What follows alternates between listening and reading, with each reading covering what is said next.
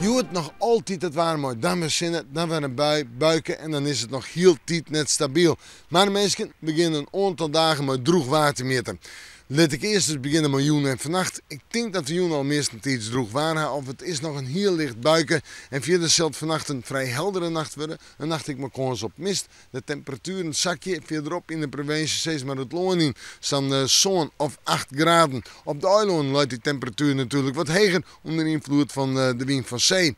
En die wind die komt vannacht wat uit het noordoosten, noordoost, letter wat oostelijk. En die is zwak, krijgt 1 ont 3.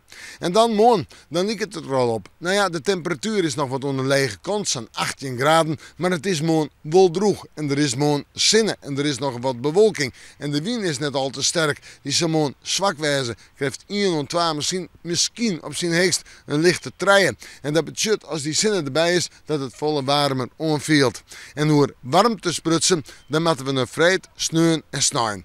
Vrijheid heb ik het op zo'n 20 of 21 graden. Een droge dag, flink wat zinnen. En sneeuwen wordt gewoon een stroendag in uw provincie. Maar 23, 24 graden, flink wat zinnen, letter misschien wat meer bewolking, maar het blijft nog droog. Voor de barbecue-liefhebbers, nou ja, het kind sneeuwt jong weer eens even. Dan staan zo'n 24 graden, een flink warme dag, maar dan hebben we letter op de dag toch stevige rein- en tongerbuien. Oftewel, die kans wordt grutter. En daarna blijft het wel warm, begint het een beetje, maar wel buiig. En we moeten morgen maar weer even in het waarsje.